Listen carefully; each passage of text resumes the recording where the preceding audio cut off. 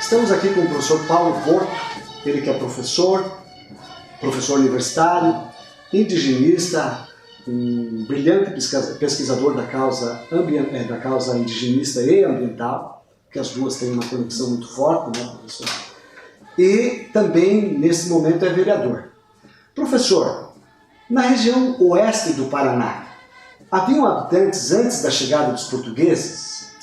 Com certeza, no Paraná, essa região toda era habitada por 3 povos, basicamente: os povos Xetá, Caingangue e Guarani. Os Xetá mais no centro-oeste, na região central, o Caingangue no litoral, região central, e os Guarani mais para o oeste do Paraná, onde hoje a gente tem a divisa com o Paraguai. Lembrando que antes do português chegar, do espanhol chegar, não haviam divisas. Essas divisas nacionais que nós inventamos, a lógica dos países, né, Argentina, Paraguai, Uruguai, Chile, Brasil, isso não existiam. Eram florestas habitadas por povos que se dividiam, né, onde hoje é o Paraguai, o Brasil. Então essa questão das fronteiras, isso não existia, obviamente. Então era um povo sem fronteira. Tanto que o Guarani é um povo que hoje você encontra Guarani na Bolívia, Guarani na Argentina, Guarani no Paraguai, no Brasil. Então você vai ter, a gente fala que são povos sem fronteiras, né? São povos que transitam pelas fronteiras, que até então não tinham fronteiras nacionais. Então não há nenhuma dúvida, antes do português chegar, aqui no Paraná, nesse caso, haviam milhares de famílias. Inclusive você tem um livro do Cabeça de Vaca, é um historiador, é um relato de viagem do Cabeça de Vaca, onde ele vai até Foz do Iguaçu, né? Na Foz do Rio Iguaçu, que é o tal nas cataratas, onde ele vai documentando que ele foi encontrando dezenas de famílias, dezenas de aldeias, vai sendo acolhido por essas famílias. Chega a falar, inclusive, que se não tivesse indígenas, os mantimentos morreriam de fome. Ou seja, era uma região densamente habitada antes da chegada dos portugueses, por basicamente 3 povos: Guarani, Xetá e Caingangue.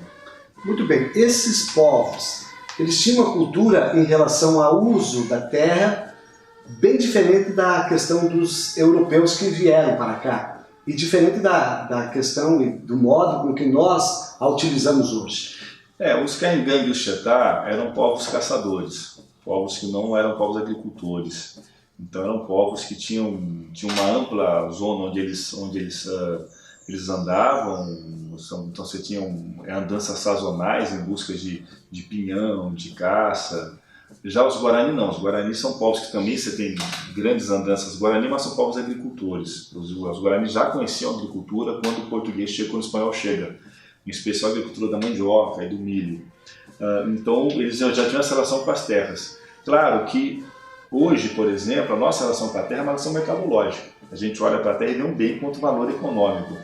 Os povos indígenas como um todo não. A terra é muito mais do que um bem econômico. A terra significa vida, sobrevivência, significa sua relação com seus antepassados, com a sua memória, como todos os povos chamados pré-colombianos, né? Desde os povos norte-americanos, povos de toda a América Latina, povos da América Latina, povos brasileiros também da América Latina, são povos que tinham uma relação com a terra completamente distinta da relação que nós temos. A nossa relação é uma relação de... Até é uma mercadoria. A gente olha para a terra e vê um valor econômico. Esses povos não. A terra é muito mais que isso, transcende a isso. A terra tem algo a ver com a sua possibilidade de continuação enquanto humanidade, enquanto povo distinto. Então são relações completamente distintas da nossa relação com a terra e deles com a terra, que seguem ainda hoje. Ainda há povos de muito contato, como o Caingangue, o próprio Guarani, o Xetá, mas em especial o Guarani e Caingangue são povos que seguem com essa perspectiva de uma terra distinta. Os Guarani, inclusive, têm a grande marca Guarani, a chamada terra sem mares, ou seja, você buscar uma terra onde você possa viver de maneira como se seria quase um paraíso perdido, mas a terra sem mares para os Guarani é uma terra onde você possa reproduzir a cultura Guarani de maneira plena. Isso que a gente entende hoje, pelo menos que a gente vem estudando e entendendo, que é a chamada terra sem mares do Guarani.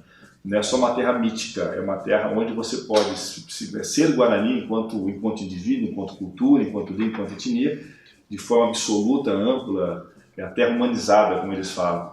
Mas a relação desses povos com a terra segue sendo absolutamente diferente. Por isso, quando você tem, por exemplo, os Guarani aqui do oeste do Paraná, tem suas terras alagadas pelo Itaipu, você teve dezenas de tecorrás, de aldeias alagadas, é uma perda irremediável, porque não é que você perde uma terra e você vai ter outra agora. Porque não é a mesma terra, você não tem a relação com a terra que você perdeu. Coisas que para nós não indígenas não há problema nenhum. Eu perdi 10 hectares aqui, eu posso ter 10 hectares em outro lugar. Para os povos indígenas não. É uma terra, tem uma relação quase que sagrada com a terra. Então, não é qualquer terra que interessa ao Guarani, interessa a terra dos seus antepassados, da sua cultura, e a terra que permita, nesse caso, que ele se realize plenamente enquanto cultura. Professor, ao longo do tempo, me parece que em 3 momentos distintos foi se construindo um vazio demográfico na nossa região. Parece-me que intencional. Primeiro, com a vinda de parte do Exército na questão da preparação para a Guerra do Paraguai. Segundo, na preparação para o novo colonizador, o descendente de europeu que vem do Rio Grande do Sul, Santa Catarina, e vem ocupar a região oeste do Paraná. E terceiro, para a preparação para a construção da Itaipu Binacional. É correto isso? A gente tem que entender que quando se fala em Guarani, vamos falar de Guarani agora, oeste do Paraná, o Guarani da fronteira do Paraguai, Guarani perto do Mato Grosso, Bahia, Terra Roxa. Os Guarani dessa região sofreram várias hecatombes. A primeira grande hecatombe Guarani é a chegada do espanhol em Assunção em 1500 e alguma coisa. Quando os espanhóis chegam em Assunção, encontram com toda aquela comunidade Guarani organizada e os Guarani têm o primeiro contato conosco. Ou seja, a primeira hecatombe, a primeira tragédia é o contato com a nossa civilização. A segunda tragédia são as seduções jesuíticas, também nessa mesma região. Ou seja, os Guarani entram, eles acabam ficando entre a chamada cruz e a espada.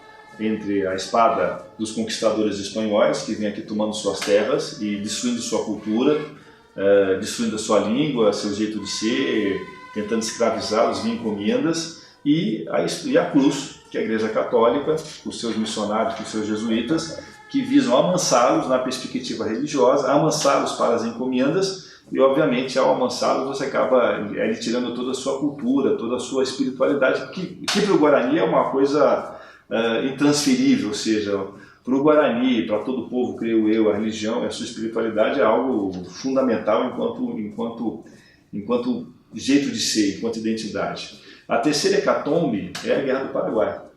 Então você vai ter a conquista, as seduções e a Guerra do Paraguai. Por quê? Os Guarani que fogem das seduções jesuíticas são os que conseguem se salvaguardar a conquista, vão para as seduções jesuíticas, e os que não vão para as seduções jesuíticas vão para as florestas. São os Guarani dos montes, os Caaguá, das florestas. Então, os que escapam da conquista, escapam das seduções, são os Guarani que vão para os montes, para as florestas paraguaias, argentinas e brasileiras. Essas florestas paraguaias, argentinas e brasileiras, elas vão ser devassadas na Guerra do Paraguai, onde você vai ter uma movimentação dos exércitos, né? O exército do Uruguai, do Paraguai, do Brasil, da Argentina, é a guerra então, a chamada Grande Guerra, como se diz no Paraguai, a Guerra da Tríplice Aliança, ou a Guerra de 70, né, como os paraguaios, como o Paraguai também fala, ou a Guerra do Paraguai, como nós falamos, na verdade, a nossa guerra contra o Paraguai não é a Guerra do Paraguai, né? Temos que inverter esse discurso. Aí, esses Guarani, que até então tinham se mantido a salvo da conquista e das seduções, eles vão ser pegos no meio de uma guerra entre diversos países que eles sequer conheciam. Então você tem a terceira hecatombe Guarani. A quarta hecatombe Guarani, que ainda não terminou essa romaria de hecatombes Guarani, vai acontecer no início do século XX, nos anos 30, 40, que é quando se inicia essa colonização no oeste do Paraná, nos anos 50, onde você vai ter empresas colonizadoras vindo para a região, despejando colonos europeus ou colonos brasileiros, mas para despejar esses colonos ele tem que desintrusar as terras.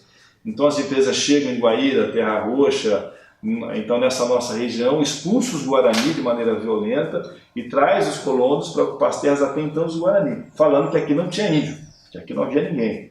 Então eles trazem os colonos não indígenas, ou seja, a gente vem para cá para desbravar essa região, como se ela fosse desabitada, que aí é o mito do vazio demográfico, ou seja, eles foram expulsos para nos trazer.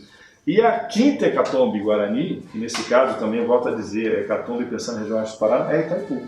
Ou seja, esses Guarani que conseguiram se salvaguardar da conquista, depois das seduções, mas à frente da Guerra do Paraguai, já no século XX da nossa colonização do oeste, que vão estar no Parque Nacional, inclusive, aí vai ter a demarcação do Parque Nacional, eles vão ser pegos onde hoje se encontra então, as terras alagadas da Itaipu. Ou seja, esses Guarani que até então conseguiram de maneira contínua fugir a uma série de hecatombes, vão ser pegos pela última hecatombe, que é a subida do Lago do Itaipu. Aí eles se esparramam.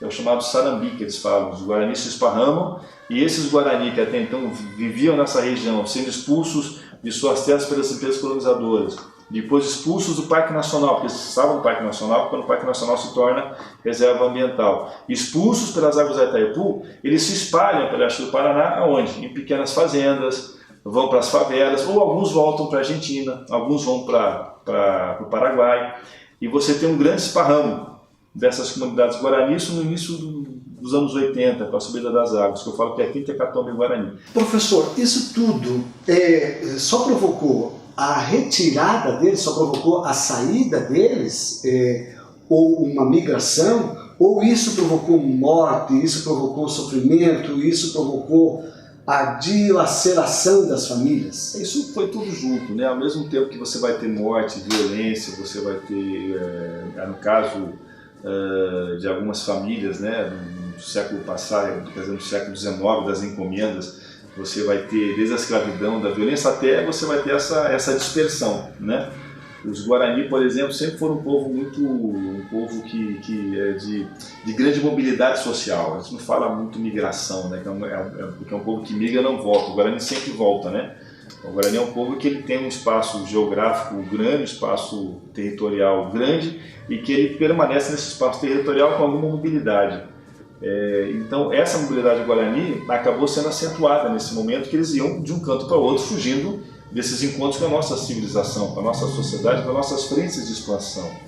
Então isso ocasionou morte, violência, destruição de famílias e esse esparramo, que os Guarani vão chamar de sarambi. Sarambi é o esparramo, quando eles se esparramam por todo o oeste do Paraná e pela fronteira. E agora começam a voltar, a partir dos anos 2000 e qualquer coisa, 2001, 2002, os Guarani começam a voltar para essa região, voltar para Guaíra, Terra Roxa, Santa Helena e Itaipulândia, em busca das terras alagadas e das terras hoje cercadas pelas grandes fazendas de soja ou pelos empreendimentos imobiliários, né, das empresas de colonização, e voltam não achando essas terras. E aí os Guarani vão hoje, você tem hoje aproximadamente 21 aldeias Guarani não regularizadas nos municípios de Itaipulândia, Santa Helena, Terra Roxa e Guaíra. E a maioria delas, não todas, né, mas onde é possível, a maioria delas nas margens da Itaipu. Porque como não se consegue mais chegar, as terras estão irremediavelmente alagadas, perdidas, não se consegue chegar na terra que está embaixo d'água, obviamente, eles chegam o mais próximo possível. Então você vai ter, por exemplo, hoje, nesse exato momento, nós temos 5 aldeias não demarcadas em Santa Helena, 2 em Itaipulândia, cerca de 15 aproximadamente em Terra Roxa e Guaíra, nas margens dos rios e algumas das áreas públicas, que são as áreas que sobraram. Ou seja, é como se esses grupos Guarani estivessem retornando para as áreas que não mais existem, mas eles têm que estar em algum lugar. Professor, mas esse grupo que retorna é um grupo em número parecido com aquele grupo que foi disseminado antes, ou volta em número muito menor, haja visto todos os problemas que ocorreram neste período? Você vai ter comunidades que voltam no número aumentado, porque as famílias vão aumentando. Então, se for expulso 3, 4 famílias, voltam 8, 12, 13 famílias, que estão voltando para as áreas que até então não existem mais. E aí você vai ter o grande debate que eu ouço hoje na mídia do oeste do Paraná, por lideranças políticas de caráter conservador no oeste do Paraná, líderes ruralistas, sindicatos patronais ruralistas, onde eles falam assim: de onde esses índios vieram? Aqui não havia índio, quando óbvio que aqui havia índio, eles foram expulsos e estão voltando. Isso remete a uma história que eu sempre gosto de contar, uma historieta, que quem conta de maneira muito sagaz, muito inteligente e pertinente é um jesuíta pesquisador chamado Bartolomeu Meliá, que é um jesuíta paraguaio, profundo pesquisador e conhecedor do povo Guarani. Ele conta a seguinte história para poder explicar um pouco essas retomadas de terra e esse mito do vazio demográfico. Ele fala assim: imagine uma casa durante uma grande tempestade e você mora nessa casa com a sua família. E nessa tempestade você vê um grupo bater a sua porta e você, com pena, você acolhe. Esse grupo que você acolhe são 2 ou 3 famílias, no máximo 2 famílias, que você acolhe, elas não têm para onde ir, e você, penalizado, você permite que eles ficam na sala. Passam-se alguns dias, algumas semanas, a tempestade passa, esse grupo não vai embora, e esse grupo cresce, trazem alguns parentes, alguns amigos, e começa a ocupar a sala e o quarto onde você morava com os seus pais, então melhor, então onde você morava com a sua família. Você é expulso do seu quarto e você vai para a cozinha. Passam-se mais alguns anos, esses visitantes aumentam, já ocupam o andar de cima da casa, o andar de baixo, a sala de estar, e você já está na cozinha e você é expulso para o quintal. E você vai para o fundo do quintal. Esse grupo ocupa a casa inteira. Passam-se muitos anos, até que um dia a 15ª geração dessas famílias que você abrigou vai até o quintal, se aventura ao quintal e encontram você. E falam, pai, tem um povo aqui estranho, de onde eles vieram? São os indígenas. Quer dizer, como de onde eles vieram? Sempre estiveram aqui. A pergunta talvez seja de onde nós viemos. Nós viemos da Europa. Agora, de onde eles vieram? Não, eles vieram de lugar nenhum. Eles sempre pertenceram a essa região. E aí você vai ter uma construção, uma perspectiva historiográfica do chamado mito do vazio demográfico. Mito porque, nesse caso, não é verdade, né? No sentido de uma falsidade. De que aqui não havia povos indígenas, ou seja, o colono europeu chegou para desbravar. A palavra desbravar é ótima, porque você desbrava o que é bravo, você desbrava o que não tem ninguém. A palavra desbravador já dá a entender que ele chegou onde não havia nada, né? Esses pioneiros, ou seja, você é o primeiro a chegar, o que não é verdade. Então você é como se os colonos europeus fossem os desbravadores, os pioneiros da região oeste. Não é verdade. Essa região era povoada por povos indígenas que vão ser expulsos de maneira repetida pelo Estado brasileiro para poder alocar essas famílias. Então, quando essas famílias chegam, realmente não haviam mais indígenas que foram expulsos pelo Estado brasileiro. Eu recentemente tive um debate com professores em Santa Helena, numa determinada escola do campo, e fazendo essa conversa, e uma professora levantou a mão e falou, professor, com todo respeito, então o senhor falou que havia índia? Eu falei, havia índia aqui em Santa Helena sim, nos anos 30, 40, com certeza. Então meu pai mente, meu avô mentiu para mim, que falou que aqui não havia índia? Eu falei, não, teu avô não mentiu. Quando ele chegou, eles já haviam sido expulsos pelo Estado brasileiro. Então não é que o seu avô mentiu ou o colono mentiu. Agora, é uma mentira histórica falar que não havia índio, porque para colocar os colonos, as empresas de colonização, expulsaram as famílias indígenas de maneira violenta, inclusive com apoio na época da SPI, depois com a FUNAI. Nós temos inúmeros documentos provando isso para poder colocar as famílias de colonos. Ou seja, quando o colono chega a Terra Roxa, Guaíra, Santa Helena, realmente, para o colono, haviam pouquíssimos indígenas, porque foram expulsos anteriormente pelas empresas de colonização, ou mesmo por projetos como a Itaipu, ou então projetos do Estado brasileiro, ou mesmo por jagunços, ou mesmo por algum outro tipo de fenômeno, mas geralmente o Estado brasileiro. Então, quando eles chegam nessa região, é a impressão que tem que realmente não havia índio, mas obviamente que havia índio, só que foram expulsos com a chegada desses colonos. Então, eu costumo falar que aqui, na coisa de Guaíra, Terra Roxa, quando se fala em demarcar terra, né? Quando se fala em demarcar terra indígena, se pensa em demarcar terra, inclusive, você vai ter que demarcar terras onde hoje tem colonos em Terra Roxa e Guaíra, então proprietários. Eu afirmo que tem duas vítimas aí, o indígena, que é a primeira vítima, e o colono, que é a segunda vítima dessa irresponsabilidade do Estado, né, do Estado brasileiro, que vai dar essas terras que eram indígenas como se fossem terras não ocupadas por ninguém, para os colonos estarem ocupando a partir dos anos 50, 40. Então quer dizer que a criação do mito do vazio demográfico foi uma ação intencional do Estado e de colonizadores ou de empresas que tinham a finalidade de ocupação desse espaço. É assim, isso, mas assim, muito cuidado, não é intencional, não no sentido assim, por exemplo, vamos colocar assim, as forças, os colonizadores, as empresas se reuniram à noite e falaram, vamos fazer o mito do vazio demográfico. Ele foi sendo construído nessa perspectiva para estar justificando essa ocupação dessa região. Agora, existem algumas intencionalidades claras. Por exemplo, no site da Itaipu, se você for hoje, numa página do site da Itaipu que se encontra no ar, que é a página oficial da Itaipu, quando ela fala dos índios que ela encontrou quando subiram as águas, ela vai afirmar no site dela que eram 11 famílias apenas. Quando nós sabemos que haviam mais de 12 aldeias que foram alagadas pelas águas e mais de uma centena de famílias. Então, quando a Itaipu, nesse caso, ela reforça o vazio demográfico, afirmando que não haviam pouquíssimos indígenas nessa imensa extensão de terra que foi a terra alagada da Itaipu, ela mente de maneira intencional, porque quando ela, hoje, por exemplo, em 2019, nós já temos todos os dados do mundo para afirmar que existiam mais famílias, mas a Itaipu segue falando em seu site oficial 11 famílias, mentindo de maneira descarada. Mentira que inclusive foi questionada por essa obra. Esse livro é um dossiê do Ministério Público Federal, que fez um laudo, uma pesquisa muito detalhada em relação aos crimes da Itaipu, e esse laudo prova, ou seja, o Estado brasileiro, via Ministério Público Federal, prova que a Itaipu mente quando fala 11 famílias. Ela segue falando na sua página.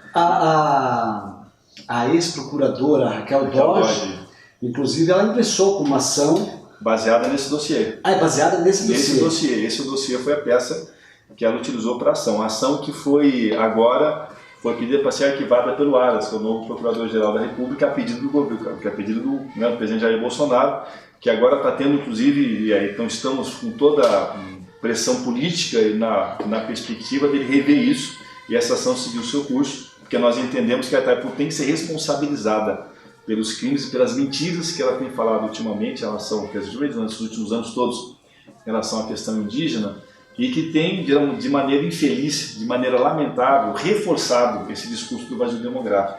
Porque quando toda a poderosa Itaipu fala que em toda extensão territorial que as águas subiram haviam apenas 11 famílias, é muita pouca gente para tanto espaço territorial. Isso acaba reforçando de maneira muito contundente, por ser não é qualquer órgão Itaipu, ou seja, não é qualquer narrativa, ela fala de uma perspectiva de muito poder político, econômico, estatal, ela acaba reforçando essa narrativa mentirosa, essa narrativa falsa em termos históricos de que não havia índio. Então, que aqui não havia índio. E aí... Qual o impacto, professor? Qual o impacto desta subida das águas para esse povo?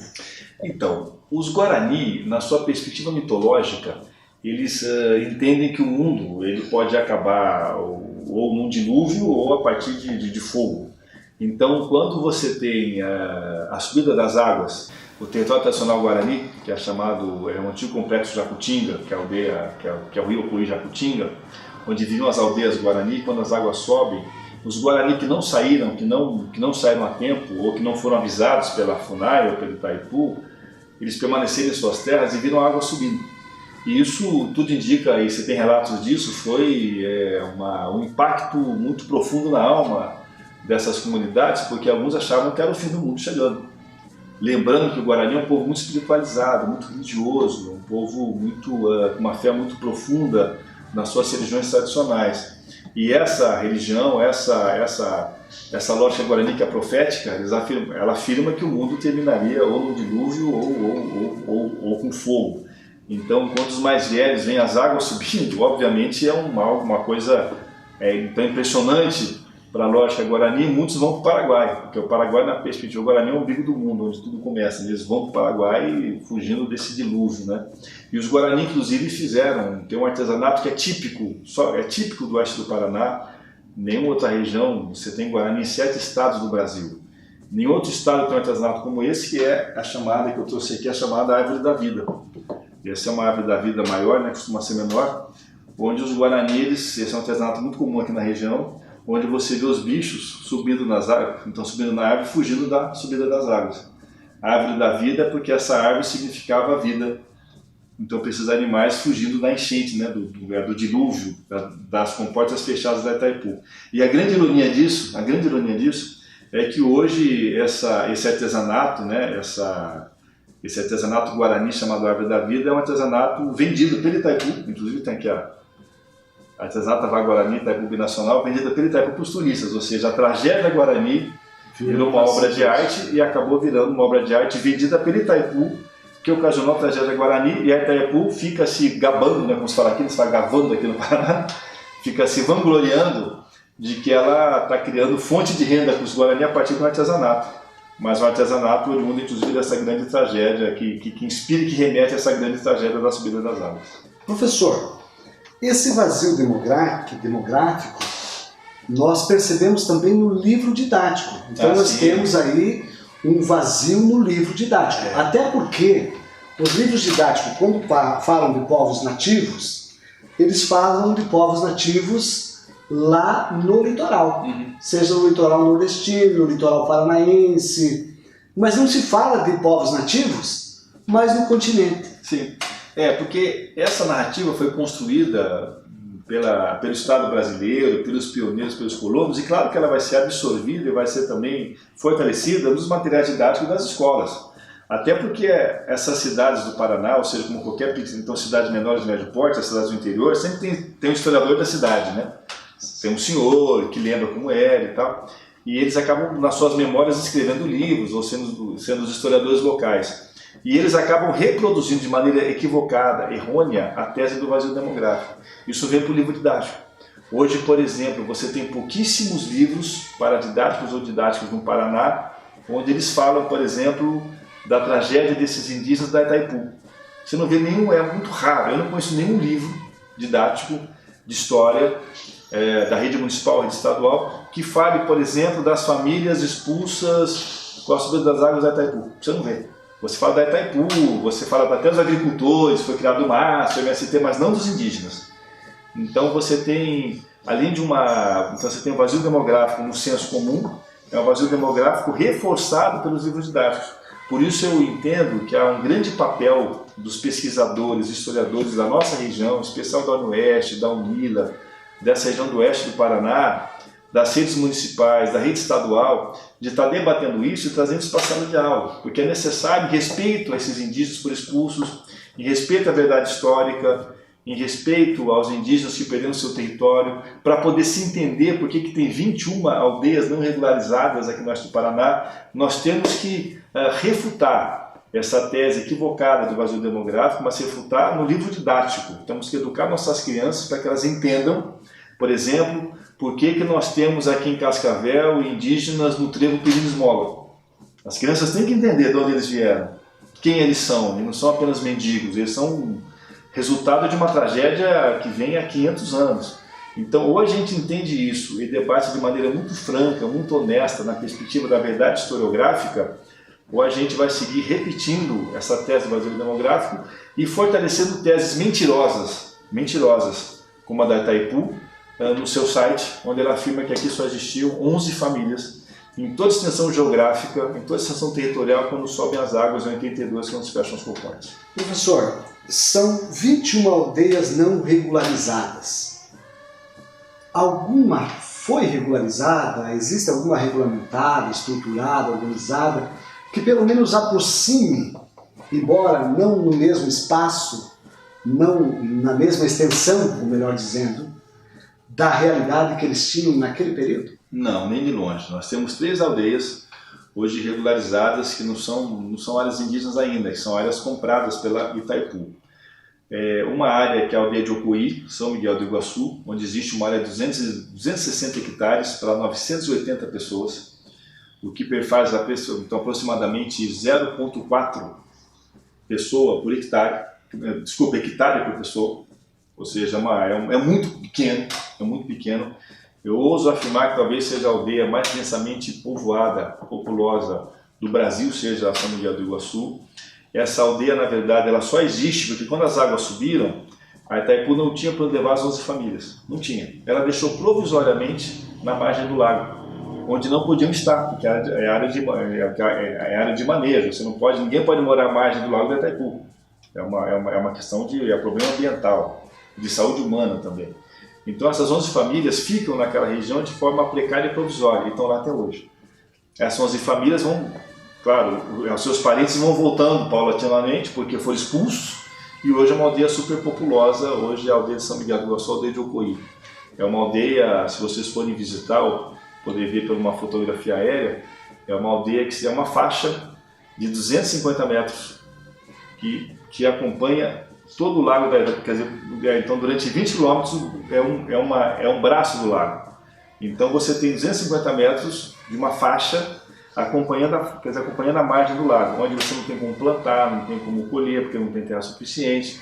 Do lado de cima, a aldeia fica cercada entre o lago e grandes plantações de soja e de milho. Então, quando você vai ter a pulverização de agrotóxicos, o agrotóxico ele vê naquela plantação e depois escorre para dentro do lago. Então a água do lago, obviamente, é potável. São aldeias que são uma situação muito precária. Então essa é a aldeia de São Miguel. E você tem a aldeia de Tecorá, Anhetete, que é a aldeia em Diamante do Oeste, onde comprada pela Itaipu em 94, 95, porque a São Miguel era uma aldeia, estava ficando uma tragédia cultural, econômica e social para aquele povo guarani. E você vai ter a aldeia ao lado de Tecorá, a aldeia de Tamarã, comprada em 2004 pela mesma Itaipu. Essas duas aldeias foram compradas porque os guaranis simplesmente eles saíam da aldeia de Ocoí e ocupavam áreas da Itaipu, refúgios ecológicos, exigindo terras. Aí a Itaipu se viu obrigada a atender a demanda dos Guarani e compra essas duas áreas. Essas três áreas juntas, aproximadamente você tem cerca de 3.500 hectares, que é muito pouco, perto do que essas famílias perderam. Segundo laudos da própria Itaipu, ou seja, laudos encomendados pela Itaipu, em especial um laudo de um antropólogo chamado Rubem Tomás de Aquino, Rubinho, se encontra esse laudo na internet. Segundo o laudo da Itaipu, encomendada por ela, necessitaria de aproximadamente mais 8 a 10 mil hectares para você chegar perto, aproximadamente, do que a Itaipu ela saqueou, ela retirou desses povos. Ou seja, mais uma vez, também deixando claro que a Itaipu tinha todas as informações do mundo para saber que não eram 11 famílias, mas ainda assim segue, são 11 famílias, seguindo na sua negação histórica, né? Porque ela negando que existiam muitas pessoas, ela segue negando também o direito territorial a essas mesmas famílias Guarani. Então hoje você tem 3 aldeias regularizadas, assim a gente pode falar regularizadas, uma em São Miguel do Iguaçu, 2 em Diamante, mas você tem mais 21 aldeias, 21 ocupações, em Itaipulândia, Santa Helena, Terra Roxa e Guaíra, que não são regularizadas. Aldeias com 300 pessoas, aldeias com 50 pessoas, aldeias com 40 pessoas, aldeias de 2,5 hectares, de 1,5 hectare, de 10 hectares, de 30 hectares, você tem então aldeias dentro da área urbana, como Guaíra e Terra Roxa, e que seguem aguardando uma regularização e reconhecimento da FUNAI. A FUNAI hoje tem 2 GTs, 2 grupos de trabalho, um em Guaíra, Terra Roxa, outro em Santa Helena e Itaipulândia. O de Guaíra e Terra Roxa já está finalizado e apontou a necessidade do reconhecimento daquele território. E o GT de Itaipulândia e Santa Helena segue suas atividades e aproximadamente nos próximos meses também vai chegar num laudo apontando, creio eu, a necessidade de um território indígena lá. Necessidade não porque os índios querem, necessidade porque lá era terra indígena e suas terras não existem mais, ou por obra de empresas colonizadoras, ou mesmo da Itaipu, e que o Estado há que repará-los, tanto em Terra Roxa e Guaíra, como em Santa Helena e Itaipulândia. Professor, o que nos faltou perguntar no contexto deste suposto vazio demográfico que se tornou, infelizmente, num vazio didático? Eu acho que o que falta para a gente é colocar mãos à obra, nós professores, pesquisadores, nós que não precisa nem ser aliado dos indígenas, você tem que ser aliado da verdade histórica. Aqui não é quem é pró ou contra o indígena, é quem é pró ou contra a verdade histórica. E como eu entendo que nós temos que sempre privilegiar, e a verdade nos interessa, até porque a nossa memória, a nossa história, eu acho que falta nós professores, nós pesquisadores, nos debruçarmos com mais carinho em relação a isso e exigirmos de que os materiais didáticos tragam esse debate. Se não trouxerem, nós temos que trazer para os nossos alunos. É necessário as redes municipais se debruçarem sobre isso. Tem uma formação, por exemplo, pedagógica sobre ensino de história, junto às redes municipais para debater. Bom, vamos debater a questão do pretenso vazio demográfico. Vamos debater, por exemplo, nós em Cascavel, qual o impacto da Itaipu para os povos indígenas na nossa região. Nós nunca debatemos isso. Vamos debater, por exemplo, em Santa Helena, em Itaipulândia, qual foi o destino das famílias Guarani que tiveram suas terras alagadas pelo Itaipu, onde elas estão. Vamos debater em Terra Roxa e Guaíra, por que esses índios, quer dizer, por que lá existem 21 aldeias, ou seja, eles vieram de algum lugar, vieram de onde, foram expulsos de onde. Esse debate não vem ocorrendo. Esse debate não vem ocorrendo e quando ocorre é de maneira equivocada, viciada, na perspectiva dos interesses do agronegócio, na perspectiva dos interesses de lideranças ruralistas que não querem saber da demarcação dos indígenas e que tem como intenção escamotear essas verdades históricas e fortalecer esse debate do vazio demográfico. Então, acho que o que falta é nós, professores, nós, educadores, nos debruçarmos sobre isso e de maneira muito honesta, revemos a nossa história na perspectiva de chegarmos à chamada verdade histórica e que, nesse caso, é uma perspectiva amplamente favorável à perspectiva histórica desses povos indígenas, ou seja, respeitar esses povos indígenas em toda a sua plenitude. E para isso é necessário a gente pesquisar, estudar e ter a coragem de fazer esse enfrentamento político, que acaba sendo um enfrentamento político. O Walter Benjamin tem uma frase que eu gosto muito, que é um historiador alemão, que ele falava o seguinte, que ao historiador cabe a centelha da esperança, sabedor que ele é, de que se ele não fizer o seu papel de maneira correta, ou seja, o historiador, sequer os mortos estarão a salvo. Ou seja, é necessário, até pela memória desses indígenas, pela memória dessas migrações forçadas, pela memória dessas expulsões territoriais, desses povos que hoje convivem conosco, aonde convivem? Nas rodoviárias, nos trevos, nos entroncamentos, em aldeias superpopulosas. É necessário, em memória a eles, a gente trazer à luz essa história, essa verdade histórica, e nesse caso, confrontar, enfrentar esse grande equívoco fortalecido pela história oficial, pelo discurso oficial do chamado vazio demográfico. Professor, onde nós podemos referenciar esse tema? Onde nós podemos aprofundar essa pesquisa? Existem alguns sites, existem livros? Como o professor do Estado do Paraná pode buscar mais informação a respeito desse tema? Nós temos um site, que é um depositário de informações, é uma biblioteca digital, onde nós recolhemos todos os artigos científicos, todos os textos, o que existe na internet sobre a região oeste do Paraná, sobre a questão Guarani. Então, o oeste do Paraná, Guarani Terras, por exemplo, eu acho que é o site talvez mais completo que exista. É um site ligado à União Oeste, que eu coordeno, chamado www.oguataporá.com.br. No caso seria Oguataporã, mas como não tem um tio na internet, é Oguataporá. É um site onde a gente tenta reunir todo o debate acadêmico, científico e também que sai na mídia em relação à questão territorial indígena do oeste do Paraná.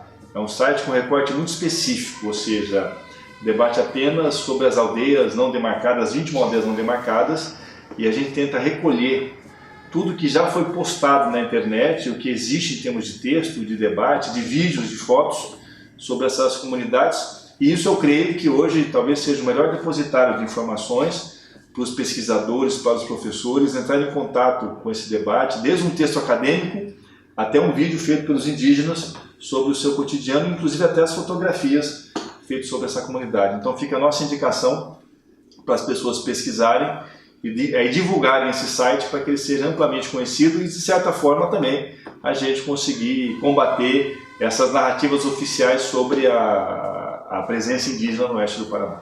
Obrigado, professor. Eu que agradeço. Obrigado, professor. Eu que agradeço.